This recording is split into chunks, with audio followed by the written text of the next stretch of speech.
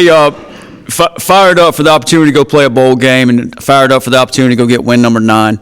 And these guys have earned this. Our football team has earned this. This Pirate Nation has earned this, the right to play in a bowl game.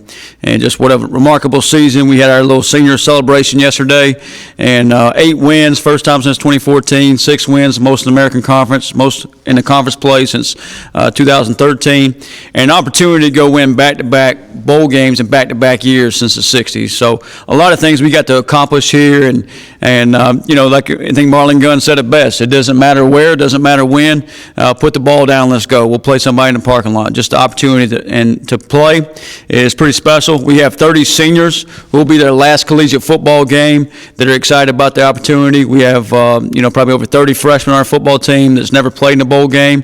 So for all those guys, they're super excited, as well as our football team. We had a practice this morning and thought the urgency, the intent, and the purpose was really good out there, and exactly where it needs to be going into a bowl game and setting. And we talked this morning to our team just about the events we're going to do up there, as Mr. Gilbert just mentioned. Yes, it is the same stadium, but the events and the things we're going to do and treat it is going to be different. So it's not going to be the same experience. So make sure we give those young men, our student athletes, our football team, a different experience up there and different ways to explore D.C. in that area. I think it's great for our fan base as far as from a travel standpoint, and I think that really feeds our football team and feeds our program. And I think every time we've played in front of a great ECU crowd, whether it be at home or at Coastal or wherever it may be, we performed really well. And I still go back to that feeling last year coming out of the tunnel at the Military Bowl. And I could hear the guys behind me and hear the players just talking about, and I think about it right now and still get chill bumps just thinking about how the crowd, they called it lit. They called the energy.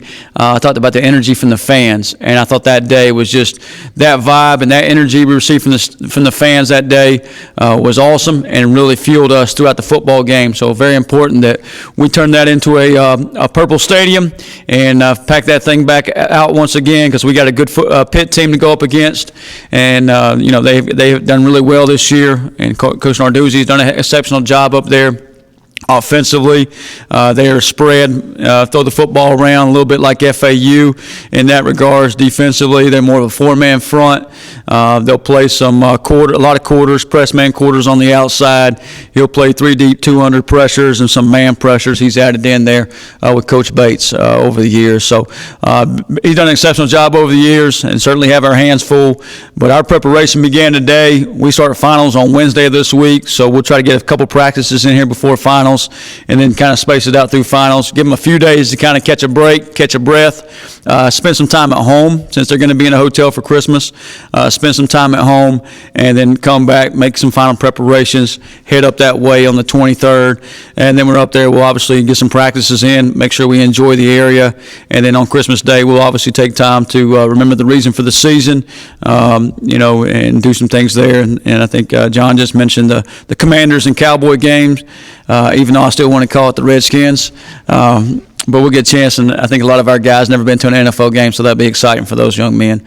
But again, excited about the opportunity to play in a bowl game. We said this yesterday at our thing, like we're always going to celebrate winning around here, and we're always going to be grateful for the opportunity to go play another game, and grateful for the opportunity to be together again and be with Pirate Nation. So this time we'll open up for questions. Human nature, obviously, did you sense any initial disappointment by going to the same venue, and do you think that maybe wears off as you get closer to the game, big opponent, that sort of thing? Yeah, I think it's like Christmas. You wake up, you think you're getting one gift, and you get another gift, right? And at the end of the day, you're still getting a gift, and still getting an opportunity. And I think that's obviously we all had our preferences, whether that be warm or whether that be late, whether that be early. It doesn't matter. We all probably had 100 different opinions within our locker room, within our program.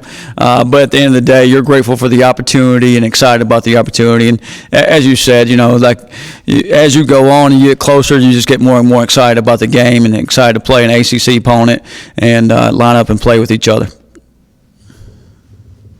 How challenging is it to keep the guys focused? It's going to be 4 or 5 weeks since your last football game. So how challenging is it going to be to keep them focused? And you mentioned earlier the finals and all that kind of stuff. So how challenging is that? You're saying they're going to focus on finals and not football, right? Which they are.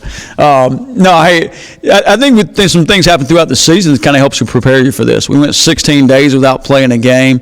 This is really closer to a month without playing a game. And you got to give breaks in there. You got to be as smart about how you schedule things and keep them eager to get back out on the field and go play a game. And they certainly are. And as a group, and I said this all along, said it back in August, they love ball. They love to go to work, and they love each other. And if you got those three things, you can accomplish some special things, and it keeps you the drive there and the hunger there. And I don't have any other sense that it would be any other way.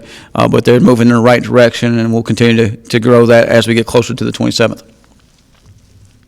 Coach, outside of this game, what was your general reaction to the opt-outs and saw the drama that unfolded yesterday? Just hurry the hell up and announce our bowl game. So we're sitting there. We had our senior awards at 2 p.m. and we finished up around 3:15. Was hoping we would know the bowl game destination by then, and last year we did, and so it was a good time at that time to go ahead and let the team know and who we were playing and the opportunity there. And yesterday it was like, hey, we'll show a little highlight video for 5 minutes. Well, it ended up being about a 45-minute highlight video. Still didn't know, and finally just dismissed them, let them go about their way. But you're just kind of sitting there, like, what's taking so long? What's the deal? What's the process? And there's a lot of other things you can talk about, but control what we control. Take care of us, and that's all I care about. It's our football team, our program, how we're going to win a game, and our players. And at the end of the day, Iowa State or Kansas State or Notre Dame, that's their problem. I mean, it's what it is, and we'll take care of the Pirates and the guys in our locker room and Pirate Nation. Coach, in this day and age, you have to ask, but do you expect to take a full roster to the bowl game? And how much negotiations and stuff like that's going on for the new players, future players? And that even sounds stupid to even ask that, but it's true this time, what's going on in college football. Yeah, negotiation sounds like what me and my wife and kids do every night, right?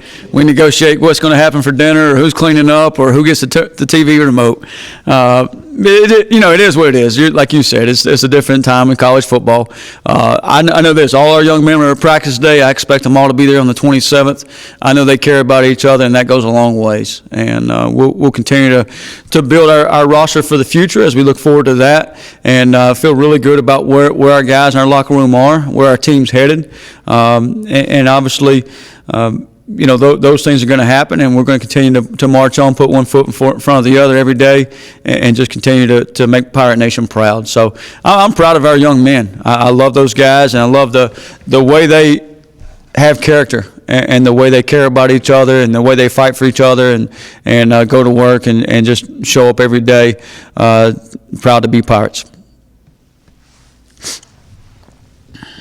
Coach, you've earned the opportunity to practice a handful more times with your young men. How do you balance focusing on yourself and focusing on the opponents, kind of first half, East Carolina, second half of the time? Yeah, I like the word earned there you used. You catching on. The first of the bowl practices here are really based upon yourself, making sure you're staying sharp, making sure you're staying healthy, make sure you're staying in shape, all those things, and within your playbook, and also adding a few wrinkles here and there that you could pull out in the bowl game that you didn't use during the season, or whatever it may be. And then as you get closer to the 27th, then you got to focus heavily on the opponent. So it's obviously a time that you get some younger guys some reps. I saw two great examples of practice today. I saw DeCilio Riles coaching up a younger tight end, about his alignment and stance there. And then I saw Marlon Gunn in a scaly period doing the same with another running back. And just seeing those older guys mentoring some of the younger guys, I think is pretty special, and just tells you that they're into it, they care about their teammates. And, as you get closer to game day, you focus more on your opponent. Right now, this week, it's a little bit more, hey, we got to take care of ourselves and make sure we're getting better every single day. It's been a long time since this fan base has seen a 9-win season. Just what would that mean to you to bring that to them? Everything. I mean, it's special. Just, think about the men in our locker room, where they came from. I mean, you got a bunch of guys in there 2 years ago were 2-10. And then, 14 months ago, we basically all fired, and the way they've battled back over the last 14 months and just had the resilience and go at this thing and go win a bowl game, 8 games last year, 8 games in the regular season, an opportunity to go win a 9th game, just shows how special young men they are and how special this place is, a place where football matters, and how special this fan base is.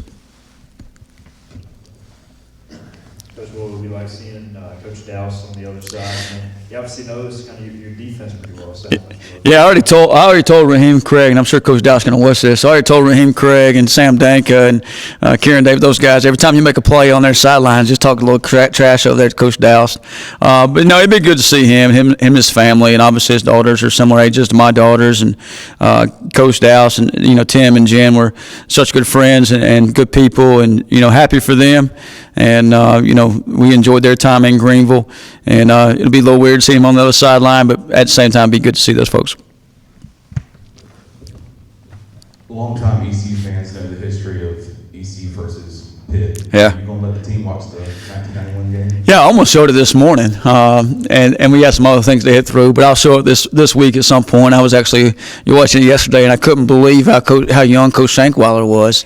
I thought he's always been older and just limping around and grouchy, but he didn't look as grouchy back then. But it was it was fun to watch and watch the go for two there and get the win, and just seeing Dowdy packed out, and he was even special back then. It's still special today. You seen the cannon with this guy?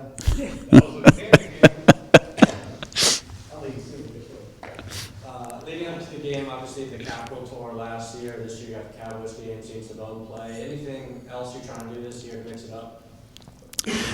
Everything mixes it up. I think that's, if you look at how we treat practice or how we do things throughout the season. Like sometimes I think you just change practice up just so you get out of a routine and you keep it fresh. And I think you're going back to the same site, same stadium to play a game, man, but you got to keep everything fresh and everything we do. We'll obviously have a routine the day before a game that we get into, but other than that, we're going to make sure we give them a great experience. And I think we've done a pretty good job of that all year, whether it's Cafe Du Monde and Jackson Square, whether it's the Rocky Steps, or as Mike Wright would say, he got to see Spider-Man, and all those different things we've done in different places, the beach or whatever it may be. It's just another opportunity to expose our young men to a different city and sightsee, do some different things there.